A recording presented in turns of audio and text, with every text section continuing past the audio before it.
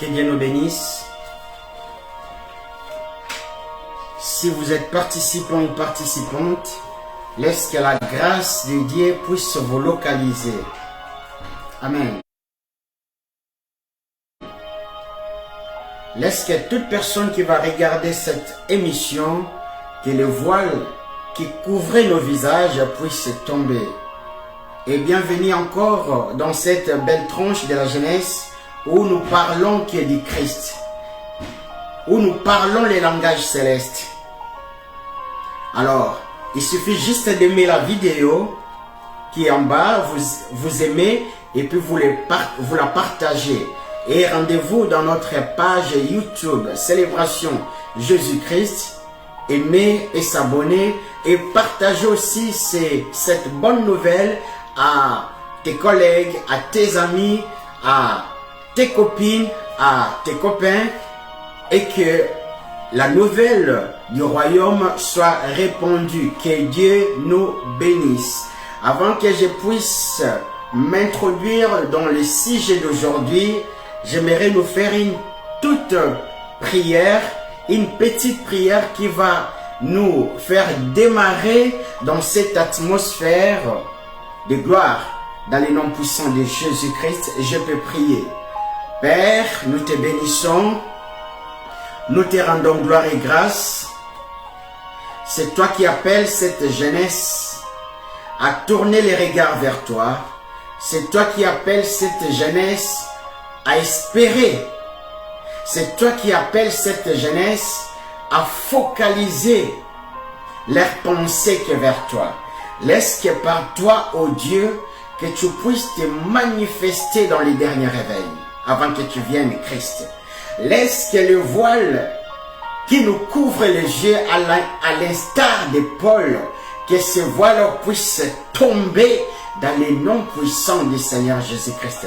Laisse que ta plénitude, cher Saint-Esprit, puisse remplir toute jeune qui va regarder cette émission. Laisse que nos cœurs soient circoncis pour les choses du royaume. Laisse qu'on trouve notre plaisir à entendre ta parole et à le mettre en pratique. Dans les noms puissants de Jésus-Christ qui revient bientôt. Amen. Amen, amen. Que Dieu nous bénisse. C'est votre frère Shirley. Alors aujourd'hui, on va parler de la conscience. Vous savez, avant que je puisse entrer dans quoi que ce soit, je sais qu'il y aura de quoi manger ce soir, mais j'aimerais d'abord nous faire une chose, c'est quoi la conscience? Il y a beaucoup de gens qui prient, il y a beaucoup de gens qui jeûnent, mais à un moment donné, on comprend que voire même la prière, voire même le jeûne, à un moment donné, ça doit être un état aussi d'un enfant de Dieu. Donc, un enfant de Dieu, j'aime ce verset qui dit dans Jean 1, 12 à 13, que Dieu nous a donné cette opportunité parce que nous avons cru dans sa parole et nous l'avions reçu. Donc, il nous a donné le pouvoir de devenir enfants de Dieu, duquel nous ne sommes plus nés de la chair, ni de la volonté de nos parents, ni de la volonté humaine, mais nous sommes nés de l'Esprit. Jean 1, 12 à 13. Amen. Mais il y a une chose, dans cette phrase, nous comprenons une chose, il y a, lorsque tu reçois Christ, tu es né.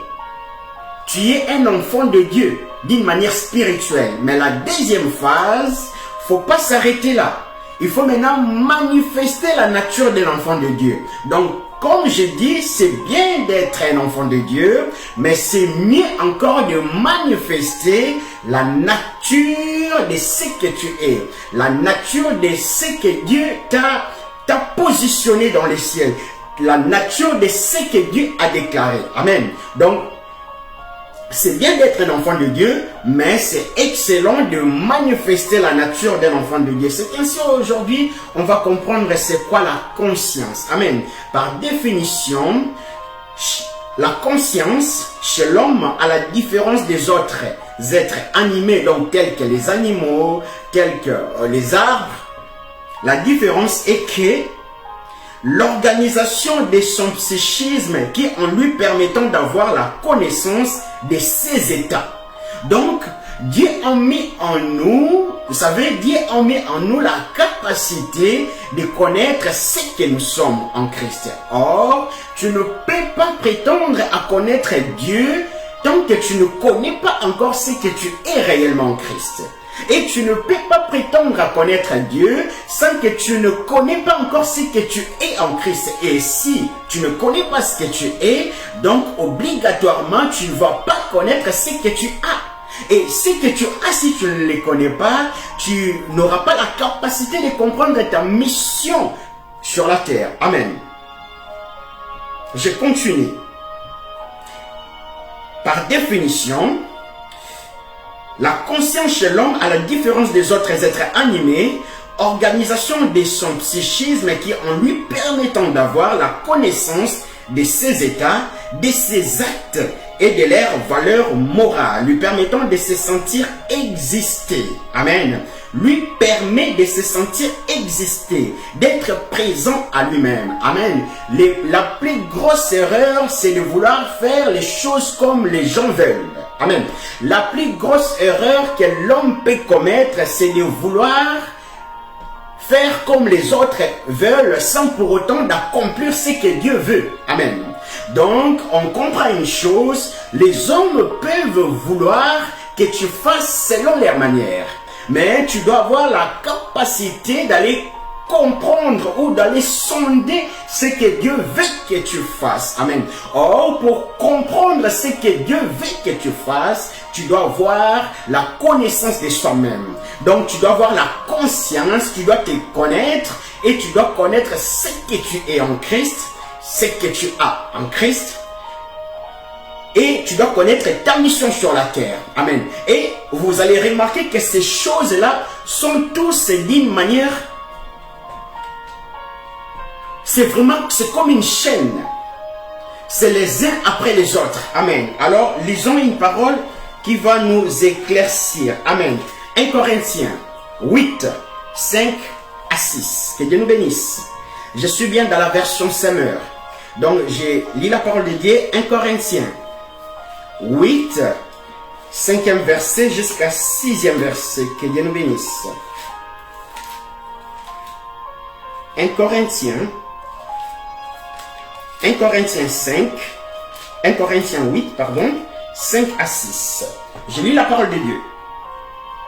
Certes, bien des êtres célestes ou terrestres sont considérés comme des divinités, de sorte qu'il y a de nombreux dieux ou seigneurs. Amen.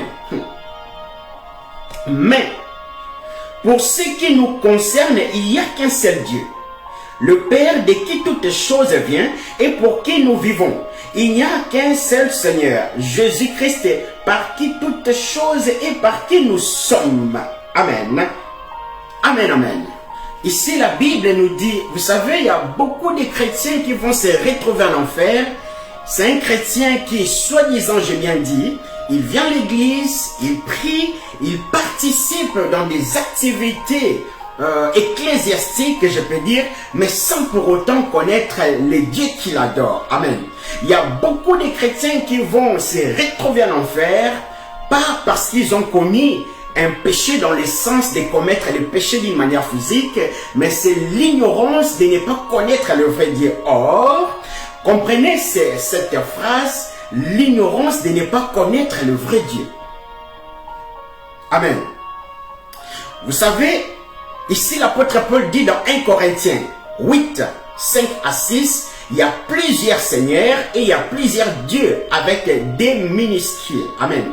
Et aujourd'hui, les chrétiens ne se posent jamais de bonnes questions. J'avais dit l'autre fois que les chrétiens doivent s'habituer avec des noms comme magicien, avec des noms comme augure, avec des noms comme devin, avec des noms comme cartomancien, avec des noms comme numérologue. Ce sont des gens, lorsqu'ils tiennent la Bible, tu as l'impression que c'est un prophète. Au moment que ce n'est pas un prophète de Dieu. Ce n'est pas un prophète de Dieu. Et On ne peut pas dire que celui-là c'est un faux prophète. Non, appelons-les à leur nom. Si tu es un augure, tu es un augure. Si tu es un devin, tu es un devin. Si tu es un voyant, tu es un voyant. On ne peut pas te dire un faux prophète. C'est encore déshonorer le nom de Dieu. Moi, je pense que dans l'Éphésiens 4, 11, lorsque Dieu dit, il a fait les dons aux hommes, à certains frères comme apôtres, prophètes, évangélistes, docteurs ou enseignants, pasteurs ou bergers, ce sont aussi des noms sacrés. Amen. Ce sont des noms sacrés. Ce sont des gens que Dieu a mis pour le perfectionnement de l'Église, pour le perfectionnement du corps du Christ, pour les cartiso ou cartatismos, comme l'étymologie du mot nous dit perfectionnement, ou affiner ou corriger. Amen. Pour nous donner, pour nous préparer à la noce du roi qui est Christ, nous qui sommes l'Église. Et ces gens-là, dans Éphésiens 4 et 11, ce sont comme des léniques, comme j'avais dit l'autre fois dans l'histoire d'Esther. Et nous, l'Église qui sommes comme Esther, l'eunuque a le droit de nous préparer pour la rencontre du Christ. Amen. Mais aujourd'hui, il est important à tout enfant de Dieu de connaître là où il adore. Tu adores quel type de Dieu? Et c'est ce que tue beaucoup des enfants de Dieu. Les enfants de Dieu pensent aujourd'hui pour devenir sorcier, il faut manger la nourriture sorcellerie. Non. Détrompons-nous. Lorsque tu mets tes pattes dans une maison de marabout, sache-le bien que tu fais une alliance. Lorsque tu mets tes pattes, lorsque tu mets tes pieds dans une maison de marabout, laisse que même si tu fais des prières là-bas, tes prières deviennent des incantations. C'est ainsi aussi lorsque tu mets tes pattes ou tes pieds là où Dieu n'est pas, c'est une secte. Tu deviens sorcier sans que tu le saches. Et toi, tu penses que tu es en train de prier, mais tu es en train de faire des incantations. Au moins que Dieu te fasse grâce, afin que tu puisses voir et que tu quittes. Amen. Lisons Matthieu. Matthieu 7, 23. Que Dieu nous bénisse. Matthieu 7, 23. Que nous dit la Bible? Alors, Matthieu, connu sous le nom de Lévi, moins connu sous ce nom-là de Lévi, lui qui était aussi collecteur d'impôts, il fut parmi les 12 disciples de notre Seigneur Jésus-Christ. Alors, que nous dit la Bible? Matthieu 7, 23. La Bible dit, je leur dirai, alors je ne vous ai jamais connu. Allez-vous-en, vous qui pratiquez le mal. Ici, c'est Christ qui est en train de dire, dans les derniers jours, lorsque les faux prophètes viendront, il leur dira, éloignez-vous de moi, je ne vous ai jamais connu. Alors, j'ai 2 points à soulever dans ces versets. Vous savez, lorsqu'on les lit, on a la tendance ou l'impression qu'on nous parle que des faux prophètes. Ici, j'aimerais indexer les types de gens qu'on oublie. Les types de gens qu'on oublie ici, ce n'est pas seulement les faux prophètes. Ce sont aussi les gens qui suivent les faux prophètes sans pour autant savoir qu'ils n'adorent pas le vrai Dieu. Donc cela veut dire, lorsque tu pars là où on n'adore pas Dieu, je répète, lorsque tu pars là où on n'adore pas Dieu, et les gens qui n'adorent pas Dieu, et les gens qui étaient censés te montrer Dieu, puisqu'ils n'adorent pas Dieu, et toi qui suis ce genre des enseignements, toi aussi automatiquement tu n'adores pas Dieu. Et dans Matthieu 7, 23, la Bible dit, lorsque les gens là viendront, j'ajoute, lorsque ces ministres-là viendront, avec leurs disciples qui pensaient adorer Dieu, Jésus-Christ leur dira un mot. Éloignez-vous de moi, vous qui commettez l'iniquité. Je ne vous ai jamais connu. Je répète ici, Christ n'a pas employé le mot « je ne vous connais pas ». S'il avait dit « je ne vous connais pas », donc à un moment donné, il les avait quand même connus. Mais ici, Christ dit « je ne vous ai jamais connu ». Donc cela veut dire, lorsque toi tu as pensé que tu as reçu Christ, Christ ne te connaissait pas. Parce qu'on t'a montré un autre faux Christ. Je répète, il y a plusieurs dieux et il y a plusieurs seigneurs. Nous savons aujourd'hui pour voir Dieu, il n'y a qu'un seul chemin. Dieu ne s'est plus révélé dans les derniers jours par les prophètes. Dieu, dans les derniers jours, il s'est révélé par son Fils. Hébreux 1, 1 à 3. Et on nous donne un indice dans Hébreux 1 au 3e verset. La Bible dit, dans Hébreux 1 au 3e verset, le Fils qui est Jésus-Christ, dont à qui Dieu s'est révélé dans les derniers jours, il est le reflet, il est l'empreinte de sa propre personne. Donc, nous connaissons ici que tout le monde peut chausser la taille de ma chaussure. Tout le monde peut chausser les numéros 41. Amen. Mais il n'y aura personne qui aura la taille de mon empreinte. Pour mon empreinte, je suis le seul. Je suis la seule personne à détenir cette empreinte. Et ici, on compare Christ, qui est l'empreinte, donc la propre personne de Dieu, c'est Christ. Donc, pour aller voir Dieu, si on te montre Dieu directement, sans Christ, on ne t'a pas montré Dieu. Amen. On ne t'a pas montré Dieu. Et aujourd'hui, il y a beaucoup de gens qui pensent qu'ils ont Christ, mais ils n'ont pas Christ. Ils parlent aussi à l'âme souvent. Ils prient.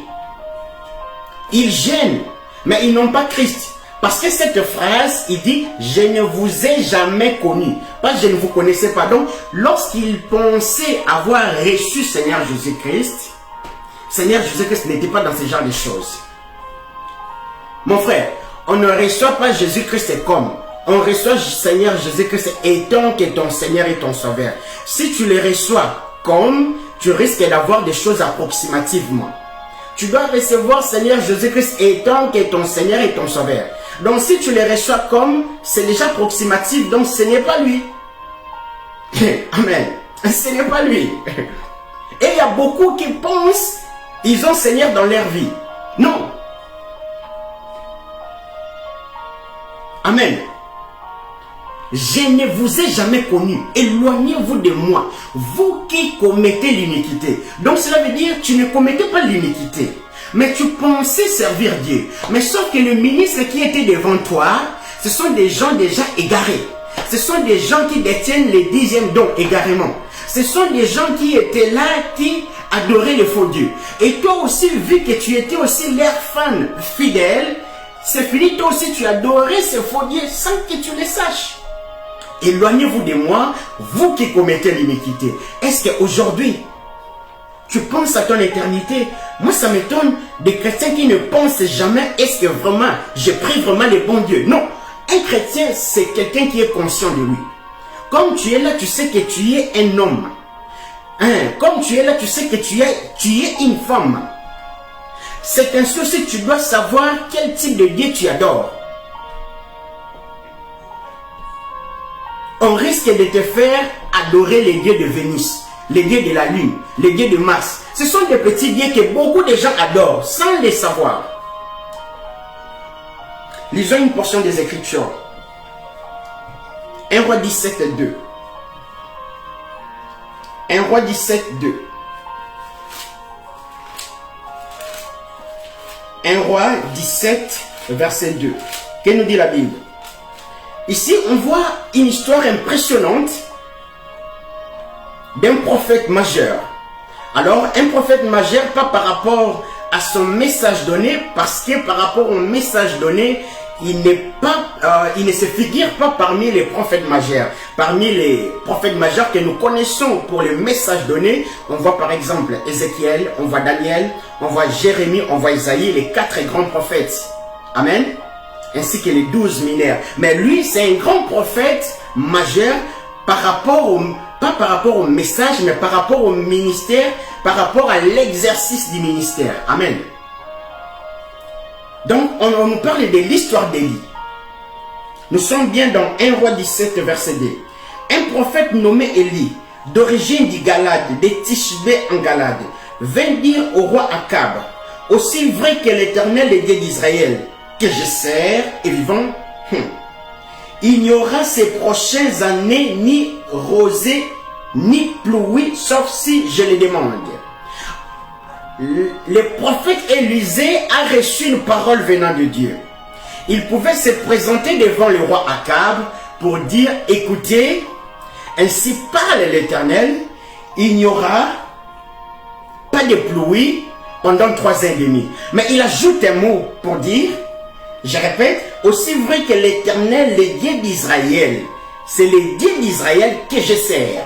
Donc, Élie connaissait la nature de son Dieu. Puisque Élie connaissait la nature de son Dieu, Élie se connaissait. Car tu ne peux pas prétendre à connaître Dieu si tu ne te connais pas toi-même en Christ. Amen. La Bible dit, avant que je puisse l'étaler encore, j'aimerais d'abord nous faire ouvrir les yeux. Vous allez voir aujourd'hui, ou soit dans 1 Roi 18, 25 à 39, là on va les lire dans nos maisons, lorsque Élie s'approchèrent devant les prophètes de Baal. La Bible dit que les prophètes de Baal ont invoqué. Les prophètes de Baal, à un moment donné, ils ont commencé à faire des incisions. Donc si je pense bien, il n'y a pas des intercesseurs comme les prophètes de Baal. Parce qu'à un moment donné, ils ne s'arrêtent pas seulement au niveau des prières, mais ils entrent aussi au niveau des incisions. Ils commencent à couper leur corps. Amen. Mais tellement qu'il était le faux Dieu, ils ne répondirent pas. Amen. Leur Dieu peut-être, n'a pas répondu. Mais la Bible dit, lorsque Élie s'approchèrent, comprenez, je suis bien dans 1 Roi 18, 25, 89, je ne les lis pas, on peut les lire dans nos maisons. Élie, le prophète, s'approche. Et lorsqu'il s'approche, Élie n'a pas intercédé 5 heures.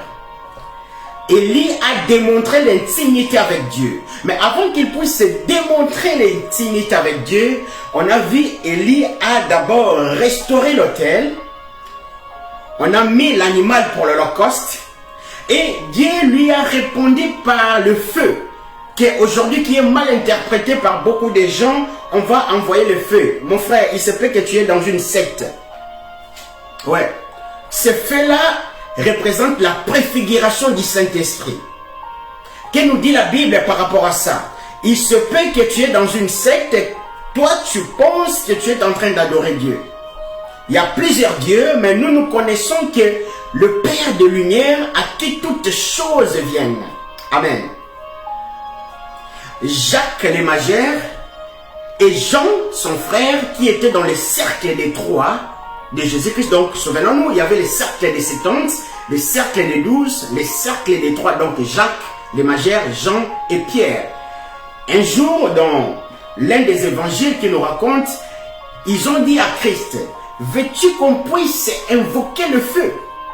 Donc, Jacques le Magère et Jean avaient la notion de leurs ancêtres Élie.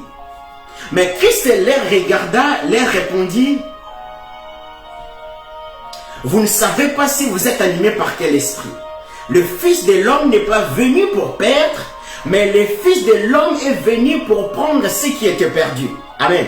En fait, de les ramener dans la maison de son Père. Donc, nous comprenons le fait dont nous parlent les prophètes Élie, c'était la préfiguration du Saint-Esprit. Et on les voit. Tu ne peux pas prétendre à connaître Dieu si déjà tes détails sont faux. La manière dont tu sers ces dieux-là, il y a des choses qui ne correspondent pas. Le Dieu que nous servons, il n'est plus dans des rituels. Car tous ces rituels, toute la loi qui est dans Genèse, Malachie, c'était l'ombre des choses qui devaient s'accomplir en Christ. Or, Jésus-Christ qui est la fin de la loi. Amen. Donc, il faut savoir quel type de Dieu que tu adores. Amen. Si tu ne comprends pas ou si tu n'arrives pas à détecter, c'est facile. Tu n'as qu'à regarder la vie des apôtres. Comment les apôtres ont prêché l'évangile. Tu commences à partir de l'acte des apôtres jusqu'à Jude. Tu verras comment l'apôtre Paul a exercé le ministère. Tu verras comment l'apôtre Pierre, ainsi de suite, comment ils ont exercé le ministère. Et là, tu comprendras si tu es dans le faux ou dans le vrai. Amen. Que Dieu nous bénisse. Je disais ceci. Le fait que le feu est descendu à consumer l'Holocauste, cela ne veut pas dire que nous, les enfants de Dieu, on doit commencer à envoyer le feu. Vous savez, c'est très difficile, un arbre qui est déjà penché, qui est déjà la maturité, de le faire revenir à son état initial ou dans la droiture. Amen. C'est le travail du Saint-Esprit. Le fait là qui montrait le Saint-Esprit, qui devait maintenant venir embraser l'Holocauste. Souvenons-nous qu'Élie a d'abord restauré l'autel. Il n'a pas pris seulement les 11 pierres, mais il a pris les 12 pierres. Et il a mis l'Holocauste. Donc, Élie, étant Dieu, le fait qu'il y ait le Saint-Esprit qui doit embraser l'Holocauste qui est Christ. Amen. Mais avant qu'il puisse embraser l'Holocauste, il y a d'abord l'eau. Ils prennent l'eau, ils rétablissent les pierres sur l'autel et ils jettent l'eau. L'eau qui est le symbole de la parole, mais il a mis les 12 pierres qu'on voit avec les apôtres. Donc là, Élie est en train de nous dire, Élie qui préfigure maintenant Dieu dans ces cas-là, le Saint-Esprit descend lorsque l'autel est restauré. C'est ainsi, vous voyez, dans l'acte des apôtres, le Saint-Esprit ne pouvait pas descendre tant qu'il y avait 11 apôtres. Dans l'acte des apôtres 1, il fallait que les apôtres puissent choisir le 12e apôtre, qui est Matthias, qui n'a rien à voir avec Matthieu. Et lorsque la Bible dit dans l'acte des apôtres 1, lorsqu'il y a eu le 12e apôtre, après dans l'acte des apôtres 2, il y a eu le Saint-Esprit. Donc, on voit la restauration des pierres, et le Saint-Esprit descend sous forme de feu pour embraser Christ qui est l'Holocauste, le sacrifice. Amen. Et c'est ainsi aujourd'hui, on voit dans Romains 12, 1, offrez vos corps en sacrifice agréable. Tel sera un culte raisonnable devant Dieu.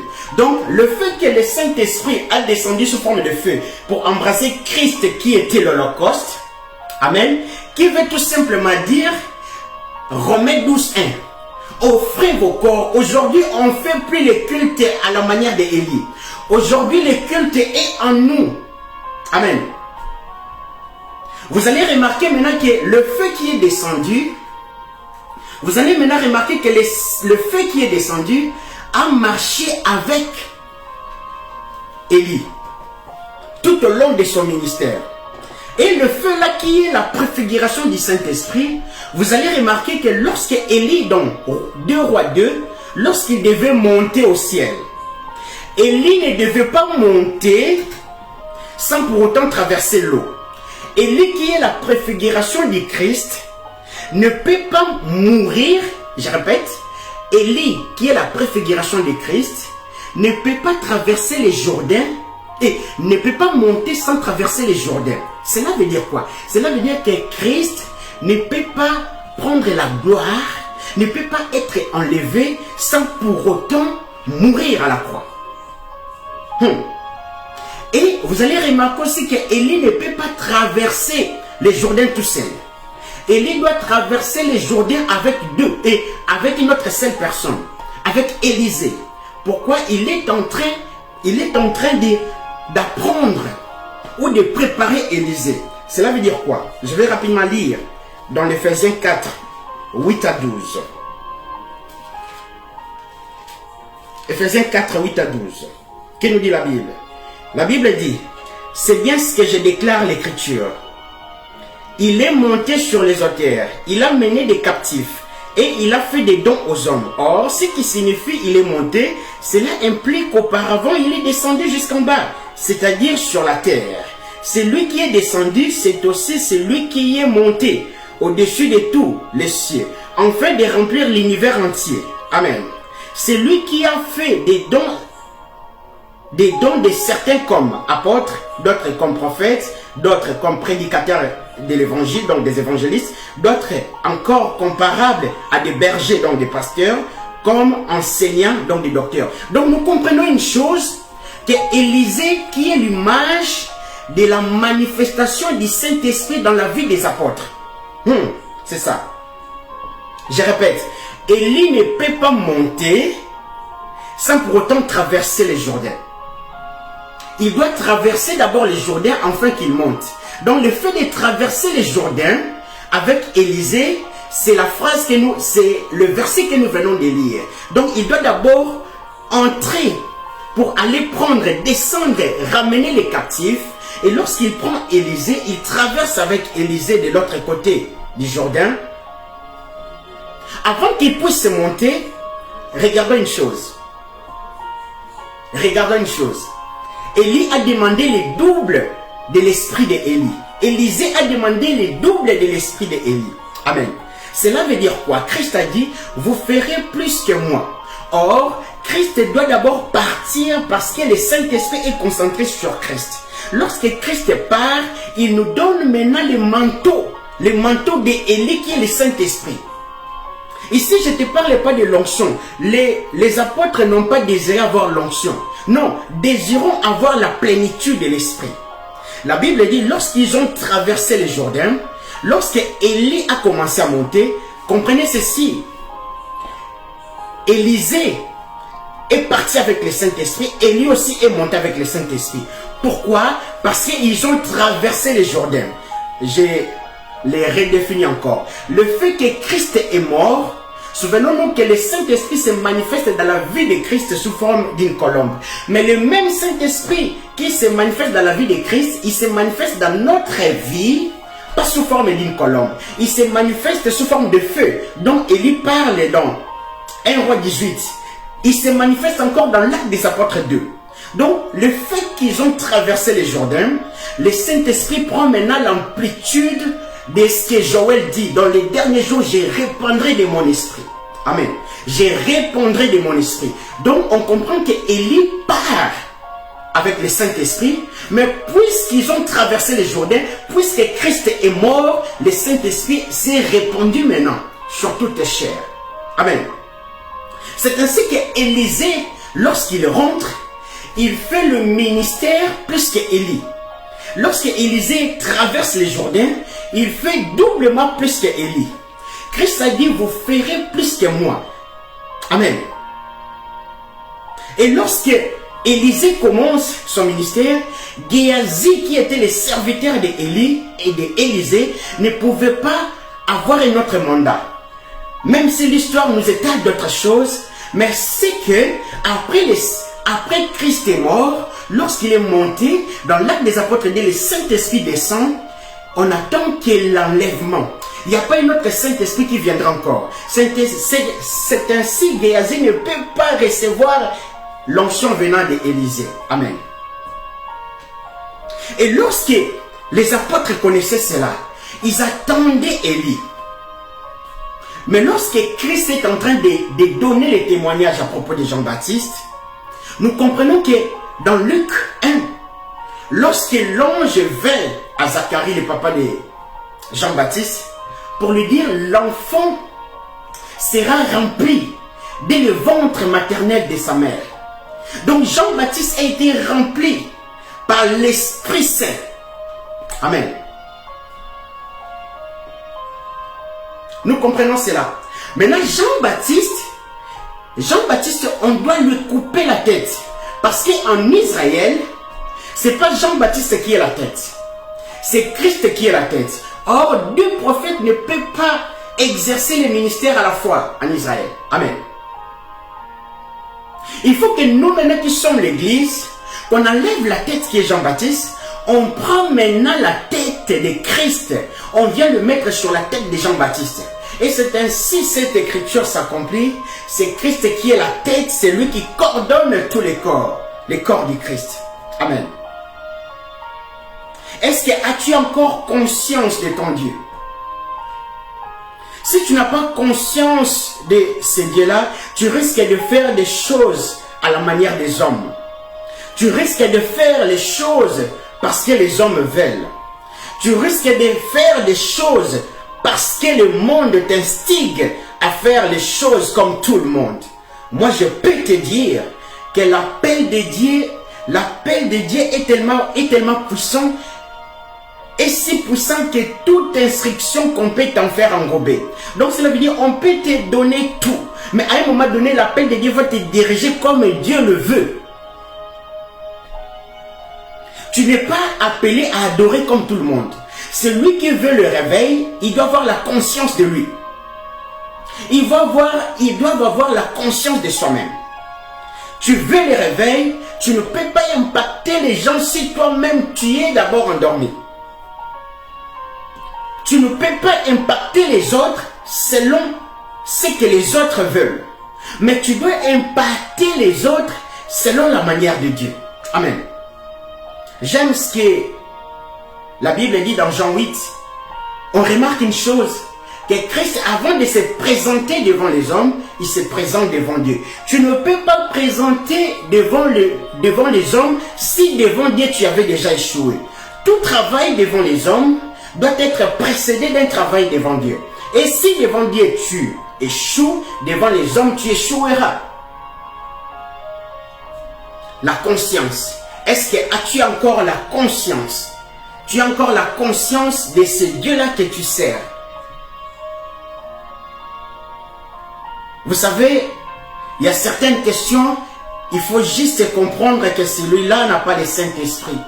Celui-là, ou soit il a encore un bébé spirituel, ou celui-là, il a le Saint-Esprit. C'est par des questions où on arrive à comprendre, à détecter. Car le Saint-Esprit rend témoignage en nous que nous sommes les enfants du Père. Si le Saint-Esprit rend témoignage en toi que tu es l'enfant du Père, mais pourquoi le Saint-Esprit ne rend pas témoignage en toi que ce comportement-là que tu as est mauvais, que tu dois arrêter? Amen.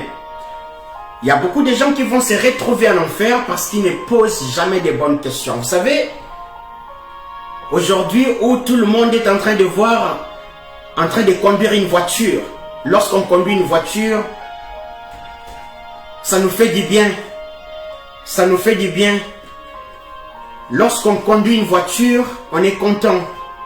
Mais moi je pense qu'il faut aller au-delà de conduire une voiture. Comprenez ces paraboles.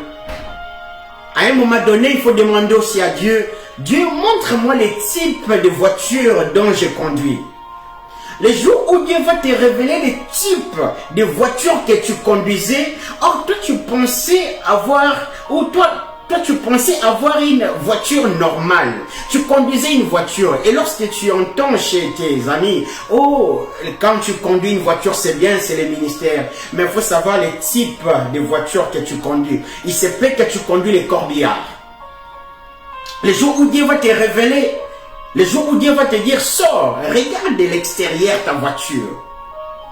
Tu vas voir que tu conduisais un corbillard. Vous savez, lorsque vous êtes dans un corbillard, vous n'avez pas l'impression. Vous avez ta boîte de vitesse, les volants, vous avez tout. Sauf que derrière vous, tout est séparé. Vous ne voyez pas derrière vous. Donc, vous avez l'impression de conduire un caddie aussi. Vous voyez? Donc, les enfants de Dieu doivent avoir la capacité ou cet esprit-là de discernement. Est-ce que Dieu, je suis vraiment ton serviteur? Est-ce que moi vraiment je t'ai reçu? Qu'est-ce qui prouve que je t'ai reçu? Dans les temps où l'apostasie commence à prendre la place, dans les temps où le mal commence à devenir bien, le bien devient le mal, les enfants de Dieu doivent avoir le discernement, la conscience. C'est lui qui veut sauver son âme. C'est lui qui veut sauver son âme. Il doit chercher ce Dieu-là. Il doit chercher ce Dieu-là. Et un enfant de Dieu, tu ne peux pas voir que tu es toujours dans une rue où tu pars toujours avec tout le monde. Non, il y a un problème. La Bible dit, la porte qui est large, c'est la porte qui nous amène vers l'enfer. Mais la porte étroite, c'est la porte qui nous amène vers le paradis. Mais si tu commences à regarder que là où toi tu marches, tout le monde prend seulement ta direction, il y a un problème. Vous savez, parfois les vrais enfants de Dieu, ils partent en opposition. Les vrais enfants de Dieu, lorsqu'ils les regardent, vous voyez les 90 personnes, ils viennent dans un sens opposé de lui, mais lui, il est sûr que là où il part, c'est la porte resserrée. Amen. Que Dieu nous bénisse. C'était votre frère Shirley. Aujourd'hui, je nous ai parlé de cet beau message de la conscience que tout enfant de Dieu doit avoir. Tout enfant de Dieu doit se préoccuper de son éternité. C'est bien de prier, c'est bien de jeûner, c'est bien de pratiquer de bonnes œuvres. Mais c'est excellent de savoir, je jeûne pour qui, je prie pour qui et je pratique ces œuvres bonnes pour qui. Amen. Que Dieu nous bénisse. C'était votre frère Shirley. À nous revoir demain si Jésus-Christ ne revient pas. Que Dieu nous bénisse.